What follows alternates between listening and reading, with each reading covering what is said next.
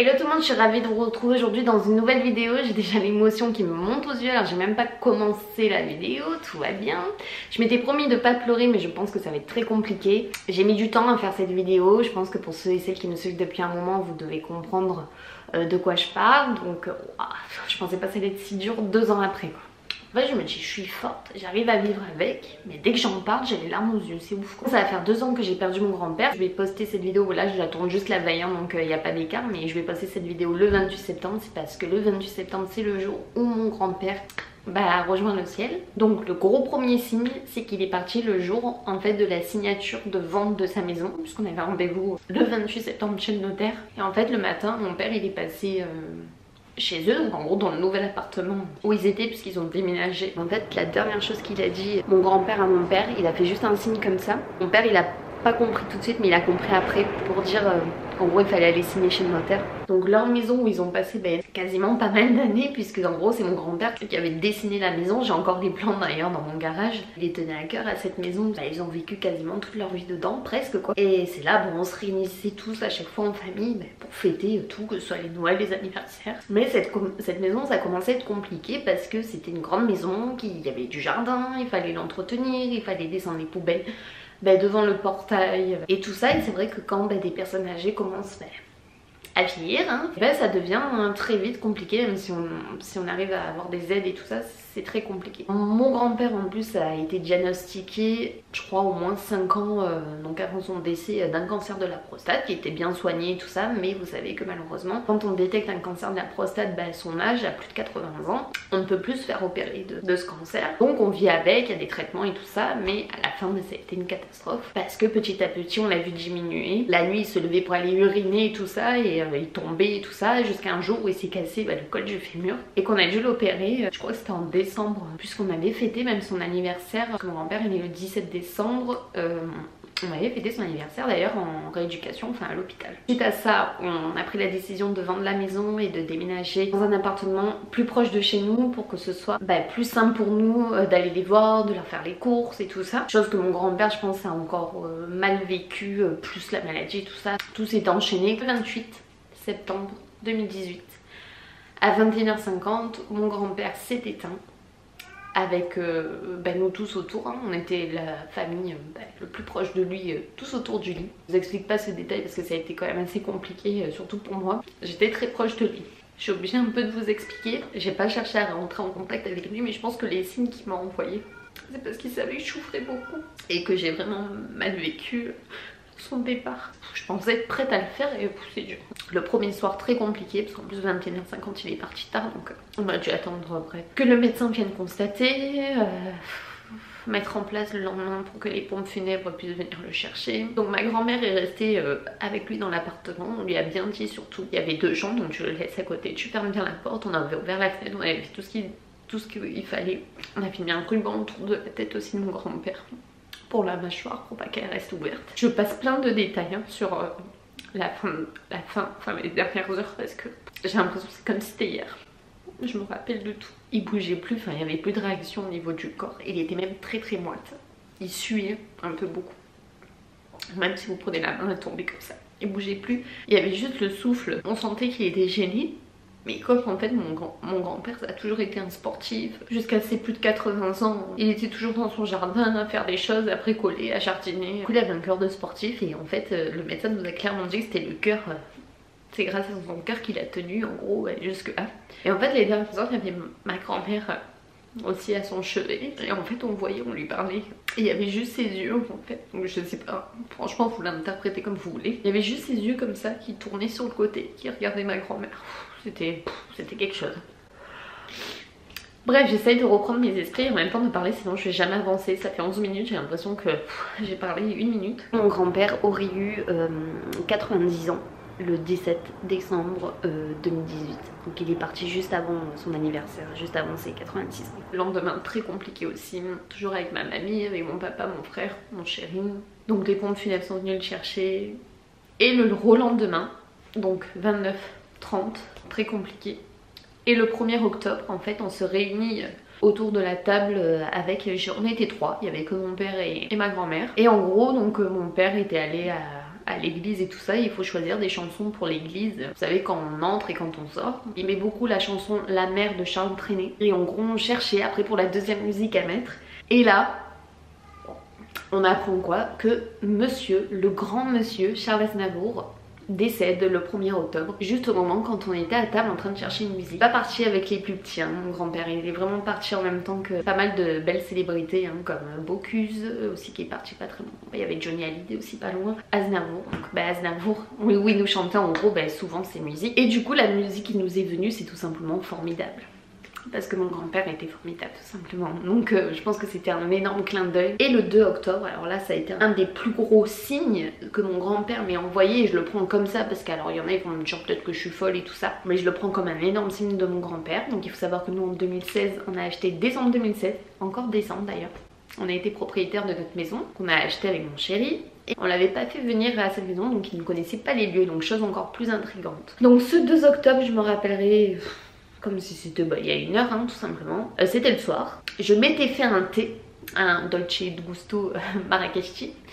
Je m'étais fait un thé et vous savez que nous c'était une maison à étage, c'était une toute petite maison de 60 mètres carrés. Je continuais à écrire parce que j'écrivais en même temps le discours qu'on devait normalement lire à l'église, qu'on n'a pas pu lire avec mon frère parce qu'on était submergés d'émotions, mais que ma mère en gros a lu à notre place. Et en fait, donc j'ai bu mon thé, je continuais à écrire mon dialogue et avant d'aller me coucher, je redescends, mon chéri est en bas et les chats étaient en bas. Je préfère dire ça parce qu'on sait jamais, parce que sinon on va me dire non mais c'est les chats qui ont fait ça, mais impossible. Donc je redescends ma tasse que j'avais terminée avant d'aller me coucher. Il restait 3 marches avant que je descende et en plus mon chéri me rejoint à ce moment là, chose qu'il fait jamais d'ailleurs, pour me récupérer la tasse et pour pas que j'aille jusqu'à l'évier pour la poser parce qu'il savait que j'arrêtais pas de pleurer moi. Et juste au moment où je donne la tasse à mon chéri, j'entends là BOUM, mais genre un boom mais violent quoi, comme si je sais pas la maison elle avait été secouée quoi, mais comme si par exemple le voisin d'à côté, parce que j'avais un côté mitoyen avec mes voisins, comme s'ils avaient foutu je sais pas, mais ils avaient cogné un lit, qu'ils avaient poussé le lit comme ça, boum dans le mur. Attends c'est bizarre ça quand même, qu'est-ce qui se passe quoi, c'est quoi ce bruit de fou? On a sursauté avec mon chéri, il me dit non mais laisse tomber, ça doit être les voisins. Et je restais que dans ma chambre, j'allais jamais dans le bureau pour l'instant parce que je m'étais pas préparée, parce que je me prépare tout le temps dans le bureau. Mais là ça fait 3 jours que je me préparais pas parce que je faisais que pleurer tout ça, donc j'étais dans ma chambre dans le lit. Je dis d'accord, écoute si tu veux c'est les voisins, moi je m'en foutais, je pensais qu'un truc allait dormir et penser à mon grand-père et à la cérémonie tout ça qui allait arriver le 4 octobre. Je remonte me coucher sans passer par le bureau et je vais me coucher difficilement, toujours pareil en pleurant, nanana. Je me réveille le matin, je vais dans mon bureau pour me préparer et là qu'est-ce que je vois? Alors là c'est incroyable, c'est à dire qu'au-dessus de mon ordinateur de mon bureau, sur le mur en face, j'ai un crochet, donc un clou X, avec un attrape-rêve accroché à double nœud, hein, bien serré et tout, sur le clou X. Et qu'est-ce que je vois? Le clou X toujours accroché, qui n'a pas bougé, toujours accroché sur le mur. L'attrape-rêve sur mon bureau, donc c'est tout léger un attrape-rêve, hein, c'est tout en tissu et tout ça, donc c'est sûrement ça qui a dû faire ce méchant bruit, mais c'est tout léger, donc un peu incompréhensible au niveau du bruit quand même. Au début j'ai pas percuté, oui non en fait, et je me suis dit c'est pas possible, il a dû être déchiré, enfin il a dû se casser, se déchirer. Et quand j'attrape l'attrape-rêve, que je le regarde dans le bureau, il était toujours attaché à double nœud. Et si vous connaissez les clous X, j'essaierai de vous remettre une photo parce qu'il me semble que je crois que j'avais pris une photo de ce moment là, je sais pas si je l'ai encore mais bon. Si vous voyez un clou X c'est comme ça et en fait il y a un crochet qui est relevé comme ça, donc ça veut dire que la corde est là. Donc en gros pour le soulever, c'est léger je suis d'accord, mais il n'y avait pas de courant d'air, c'était en hiver, il faisait frais, les fenêtres étaient fermées hein, le soir et tout jusqu'au lendemain, donc impossible. Cette attrape-rêve n'a jamais bougé de 2016 à 2018. Et donc le crochet était comme ça, donc en gros il aurait fallu que l'attrape-rêve, donc quelqu'un le soulève pour qu'il fasse comme ça. Et mes chats n'ont jamais joué avec, hein. Il s'est pas détaché au niveau du ruban et c'est quelqu'un qui a dû le soulever comme ça, qui a eu la force de le soulever comme ça pour montrer quelque chose. Et je pense que c'est vraiment mon grand-père qui a dû faire ça, parce que ça a quand même un truc, un attrape-rêve et tout. Sachant que j'ai l'attrape-rêve dessiné sur ma cuisse, hein, en tatouage, je pense que ça a été un magnifique clin d'œil. En plus il connaissait pas ma maison et je pense qu'il y a que comme ça qu'il a pu le montrer, t'inquiète pas je suis là. Non c'était le 3 octobre, la veille de la cérémonie. Enfin que je m'en suis rendu compte parce que ça s'est passé le 2 octobre au soir, mais comme j'avais pas été dans le bureau, je m'en suis rendu compte que le lendemain matin. Et je sais que de l'au-delà, il faut quand même de la force pour faire par exemple ce genre de signe. C'est de là que je me suis dit, il est avec moi, il est avec nous. Mais je sais pas pourquoi moi ces signes. Parce que même quand il est parti, j'ai pas cherché en fait à avoir des signes. Surtout qu'il n'y a que moi qui en ai eu. Mais ouais, donc je me suis dit, il est là, il est avec moi. Et de suite j'ai interprété que c'était ça. Et en plus, que je me rends compte la veille de la cérémonie du 4 octobre. C'était un jeudi d'ailleurs je crois, jeudi 4 octobre 2018. C'était un magnifique signe. On peut que l'interpréter comme ça parce que du coup bah, je l'ai remis. Je sais pas touché, le nœud était intact et tout. Je l'ai juste raccroché sur le crochet qui était resté sur le mur en pleurant. Chérie il est venu me voir, il m'a dit putain oh, c'est dingue. Donc je l'ai remis et du jour où je l'ai remis, donc le 3 octobre, il a jamais rebougé depuis quoi. Pour dire que c'est pas mes chats qui jouent avec et tout parce que il a jamais bougé et quand je l'ai remis, bah j'ai jamais cherché à jouer avec ça quoi. C'était trop en plus pour eux. Ils pouvaient pas en plus y accéder parce qu'il y avait mon ordinateur, mon bureau, mon ordinateur et la trappe bien au-dessus donc ils pouvaient pas du tout y aller. Donc voilà, signe incroyable quoi. Donc le 4 octobre, bah, cérémonie de mon grand-père. Très dur, très dur franchement. Voilà, bon ça je vais pas rentrer dans les détails. Il y a juste un moment avant le crématorium, avant de mettre le cercueil au four. Alors, ça c'est terrible aussi quoi, mais faut dire ce qui est. De toute façon, on finira tous comme ça, ou brûlés ou enterrés. J'ai juste vu dans la dernière pièce en fait qu'on vous met pour dire les dernières au revoir, hein, mais le cercueil est déjà fermé et tout ça. D'ailleurs j'ai oublié de préciser quelque chose. Romy d'ailleurs les musiques qu'on avait choisies à l'église, je crois que c'était La Mère est formidable de Charles Aznavour et de Charles Trenet. À un moment donc en fait on avait fait un panier en fleurs, une composition avec ma mère et mon frère. On a vendu en fait la maison à des voisins enfin, qu'on connaît de longue date. Mes grands-parents connaissaient aussi de longue date donc on était rassurés sur ce côté là et on a toujours des contacts avec eux donc du coup on avait été dans le jardin récupérer parce que mon grand-père était un passionné de son jardin, il aimait tellement sa maison et son jardin qu'on avait été chercher du coup pour faire une composition florale un petit bout de raisin, de grappe de raisin, un kaki, je sais pas si vous connaissez, ils étaient délicieux les kakis d'ailleurs. Des noix, du romarin, du thym, on avait fait quelque chose de super joli avec la fleuriste en ramenant ces petites choses. Et en fait quand on était dans cette salle à un moment donné, bon pareil il n'y avait pas de courant d'air, il n'y avait rien parce que la porte était fermée, il n'y avait rien du tout. J'ai vu la petite grappe de raisin bouger mais genre très violent quoi, assez violent, il n'y a que moi qui l'ai eu bien entendu. Parce qu'en fait j'étais juste en face, j'étais assis comme ça, je sais plus si c'était... Je crois que c'était le mur hein. Et c'était en face au niveau des fleurs, il y avait le cercueil devant et juste derrière il y avait les compositions florales. Donc la grande avec les roses et blanches et l'autre la composition florale qu'on avait fait avec tous les éléments du jardin et c'est ça qui a bougé. Donc je pense que ça a dû lui faire plaisir qu'on ait ramené des petits trucs de son jardin, même si ma grand-mère ne voulait pas de fleurs, donc ça nous tenait à cœur de faire ça. Et en plus c'était un petit symbole pour mon grand-père qui adorait le jardin. On avait fait un panier aussi parce que à chaque fois il avait des paniers pour aller chercher ses fruits dans son jardin, ses légumes et tout. Donc voilà, on y a passé beaucoup de temps d'ailleurs avec mon frère. Quand on était petits dans le jardin, entre ça et le poulailler, aller donner manger aux poules et aux oiseaux et tout, enfin il y avait toujours plein de choses. Donc on a des bons souvenirs de ça et on voulait rendre hommage à mon grand-père, comme ça c'est ma mère qui avait eu l'idée. Et donc je voulais vous dire aussi juste avant, on a le droit aussi de le voir à la chambre funéraire avant qu'il scelle le cercueil, de le voir une dernière fois. C'est choquant et en même temps on voit qu'il était paisible. Ils ont fait un travail de haut niveau, chapeau à eux, ceux qui s'occupent des défunts en fait. Et mon grand-père était incroyable puisque c'était un blagueur, mon grand-père, il avait toujours sa petite touche humoristique, peu importe où il allait, peu importe au moment du repas et tout, il avait toujours le petit mot, c'était un blagueur et il avait toujours des jeux de mots, voilà c'est ça. Et en fait, sur la dernière fois que je l'ai vu, il avait le petit sourire comme ça. Et je me suis dit jusqu'au bout quoi. Il était trop beau quoi. Donc c'était dur, je lui avais écrit une petite lettre personnelle que je lui avais glissée dans sa poche. Et quand ils ont scellé le cercueil avec les policiers, c'était très dur. Le jour de la cérémonie, le 4 octobre, c'était une dure journée. Donc le temps passe. Je passe beaucoup de temps avec ma grand-mère. Une grand-mère incroyable parce qu'elle a été très forte honnêtement. Mais elle est encore d'ailleurs. Plus trop de signes comme ça pour l'instant. Et on vient qu'on devait partir en fait au ski avec mon chéri en janvier 2019. Donc on part au ski sauf qu'au moment de partir, je cherchais la deuxième batterie en gros de mon caméscope de vlog avant de partir au ski que je mets toujours dans une petite boîte où il y a mon bureau. Et j'ai retourné la maison parce que dans cette boîte ça y était pas. J'ai cherché dans toutes les pochettes, dans tous les trucs. Mon chéri m'a aidé à chercher pendant au moins 2-3 jours parce que je commençais à préparer du coup ma valise un petit peu avant. Et cette batterie était introuvable. Pourtant vous les connaissez les batteries Canon, c'est des petites batteries comme ça. Vous en avez des vertes ou des grises, enfin bref j'en ai deux, une verte une grise. Introuvable, donc mon chéri m'a dit bon bah écoute c'est pas grave, tu la rechargeras au fur et à mesure, tant pis qu'est-ce que tu veux faire, c'est pas de ta faute, tu l'as peut-être perdue mais je sais pas, ça me paraissait bizarre parce que tout le temps je la mettais dans cette boîte. Et chose incroyable, donc du coup ça passe, je me débrouille avec une batterie, on part au ski, tout ça. Le 14 février 2019, on se paxe avec mon chéri, donc date iconique. Et ce jour-là, le matin, j'ouvre ma fameuse boîte donc où je range mes cartes SD et ma batterie Canon, puisque j'en avais plus qu'une.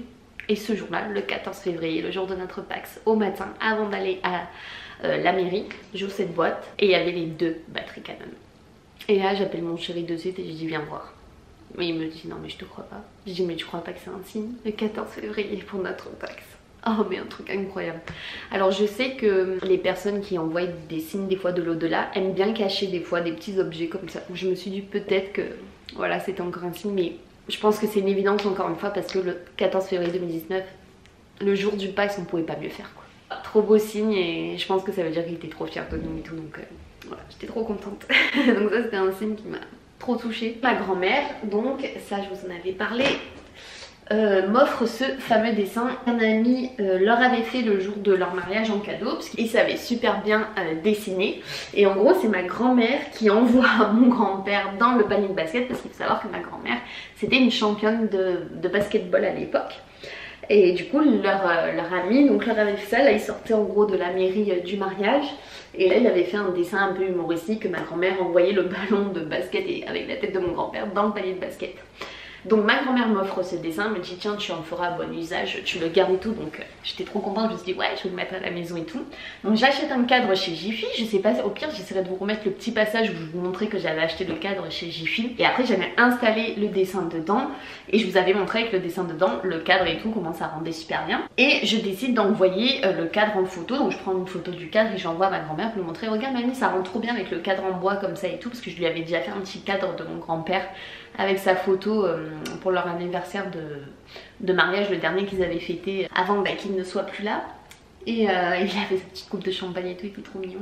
Du coup elle a toujours, quand on y va et tout, bon, on le voit toujours, hein, c'est à l'entrée. Du coup j'ai pris la même couleur un peu que le cadre que je lui avais offert parce que je l'avais acheté aussi chez Jiffy. J'étais trop contente, je me suis dit ouais trop bien et tout. Et j'attendais avant de l'installer, donc j'envoie la photo à ma grand-mère. Et chose assez incroyable, alors je sais pas si ça s'est passé au moment où j'ai envoyé la photo ou juste avant, parce que je ne comprends toujours pas d'ailleurs. Mais quand je regarde la photo que j'envoie à ma grand-mère, le cadre était cassé, mais pas n'importe comment cassé. Et ça je pense que c'était un signe foudroyant de mon grand-père, mais je sais pas en fait comment faut le prendre, dites-moi comment faut interpréter des fois les choses parce que forcément je suis pas dedans donc je peux pas savoir. Mais de toute façon je l'ai la photo donc je vous la mettrai, mais du coup là j'ai racheté un autre cadre chez Jiffy et du coup je l'ai remis dedans.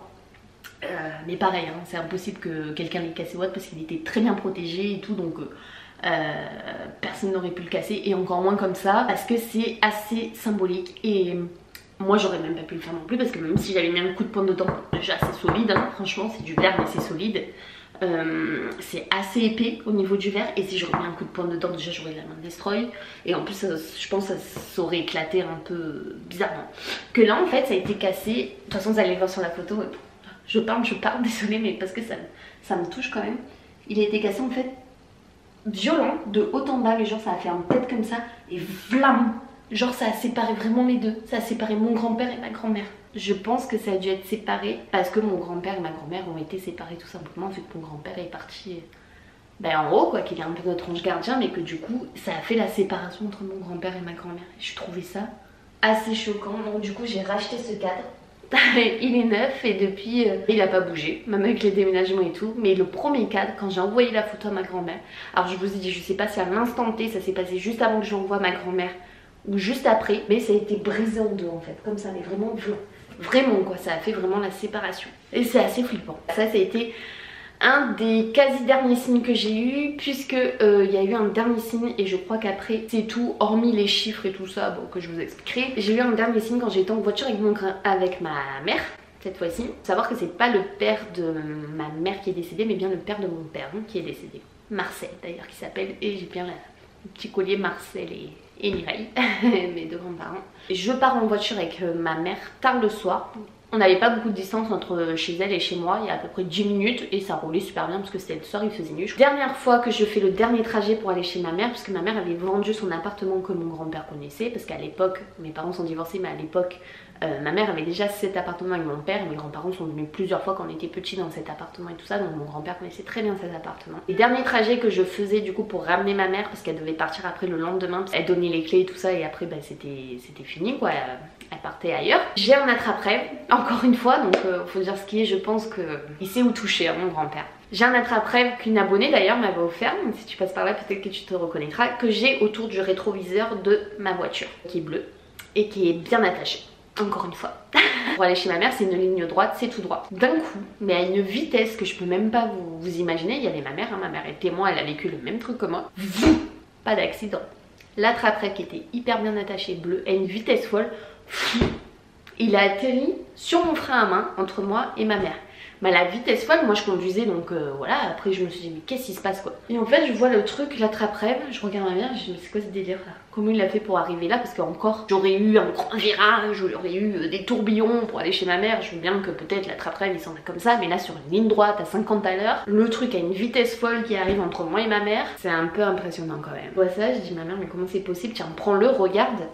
Et d'un coup je sais pas pourquoi, alors je pense que c'est le subconscient ou j'en sais rien, je regarde l'heure sur ma voiture, 21h50. 21h50, l'heure de décès de mon grand-père où il est parti. Et on s'est regardé toutes les deux, on a eu la chair de poule.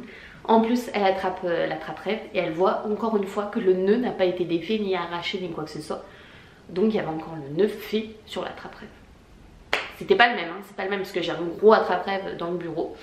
Enfin que j'avais dans le bureau, le gros beige, et là c'est un petit bleu qu'une abonnée m'avait offert. Mais on s'est regardé, on a eu des frissons de haut en bas. De haut en bas on a eu des frissons et les larmes aux yeux, moi ça m'a monté direct, j'ai fait direct le rapprochement. 21h50 la date et tout, assez choquant quoi. Je ramène ma mère, je me regarde chez moi, j'arrive, parce que j'avais une place en sous-sol garage, et je remonte, et juste au moment où je monte pour aller chez moi, je vois quoi dans le ciel? Une belle étoile filante. Et voilà, je me suis dit, quelle journée quoi, quelle soirée plutôt, parce que c'était le soir quoi. Comme quoi il y a des signes qui ne trompent pas. Après bon je ne parle pas ça, c'était vraiment les signes ultra importants que j'ai eu depuis le décès de mon grand-père au bout de 2 ans. Là ça s'est vraiment estompé, le dernier signe c'était celui-ci. Après il y a des choses, voilà, je pense à mon grand-père tous les jours. Mais c'est vrai que des fois il y a des odeurs parce qu'il faisait beaucoup de barbecue et tout. Donc c'est vrai des fois dès que je sens la fumée ou quoi, ça me fait direct penser à mon grand-père et tout. Enfin voilà, ça c'est des choses, voilà, parce que je pense beaucoup à lui. Mais ça c'était vraiment des gros signes quoi. Et là donc récemment, vu que ça va faire 2 ans, j'ai beaucoup de... Je sais pas, je tombe toujours, d'ailleurs je vous l'ai mis un peu sur Insta, mais genre 22h22, toujours je sais pas pourquoi, mon œil va sur 22h22, je regarde l'heure, il est 22h22. L'autre fois, hier matin, il était 11h11, j'ai regardé, il était 11h11. Et 2 fois d'affilée, ça m'a fait 22h22 le soir, donc... Là il y a pas longtemps, il y a même pas une semaine. Et l'autre fois on va à la station essence, alors chose improbable aussi, on était sur Bandol, on sort de la plage, j'avais plus d'essence, donc j'allais faire l'essence, je me suis arrêtée à la première station. Ça c'est rigolo, après il faut le prendre comme ça ou pas, mais voilà. Mais je fais mon plein d'essence, d'ailleurs je crois que j'ai encore le ticket dans la voiture, je l'ai gardé tellement je me suis dit mais ça c'est iconique. Et là qu'est-ce que je vois? J'arrête l'essence, on regarde toujours le montant quoi. Et qu'est-ce que je vois? J'ai fait 33 €, 33. Et le 3, c'est mon chiffre porte-bonheur. J'ai toujours aimé le 3. Je me suis dit, il faut le faire pour faire 33,33. C'est des petits signes comme ça, c'est après les chiffres, ça à interpréter. Je sais pas comment faut les interpréter, mais n'hésitez pas à me dire si vous en savez plus sur ça. Mais voilà, j'ai quand même réussi à finir cette vidéo, même si ça a été très compliqué. Donc je sais qu'il faut avancer, je sais que... On nous dit que le temps fait les choses, mais c'est compliqué aussi à dire quand ça nous touche nous. Parce que moi aussi, je sais que j'ai travaillé en maison de retraite, donc je connais la douleur des familles et je connais la douleur quand on perd quelqu'un. Quand ce sont les nôtres, c'est totalement différent que quand ça touche les autres. Certes, on n'a pas le choix d'avancer dans tous les cas. Je sais que mon grand-père doit être très fier de moi, de nous, de ma grand-mère surtout parce que...